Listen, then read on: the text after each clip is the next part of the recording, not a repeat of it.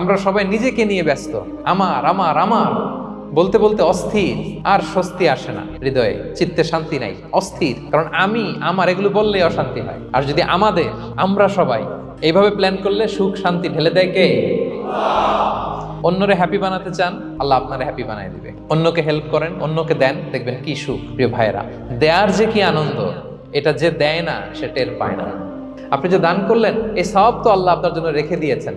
আপনার ছোট্ট দান, এটাকে পেলে পুষে বাড়িয়ে, কামা ইউরাব্বি আহাদুকুম ফুলুয়া, বুখারীর বর্ণনা, যেমনি মনিব গরু পালে, বাছুর পেলে বাচ্চাটারে বড় করে, আল্লাহ বলে তোমার ছোট্ট দানটাকে পেলে পুষে বড় করে আমি উহুদ পাহাড়ের সমান করে তোমার আমল নামায় ঢুকাই দেব।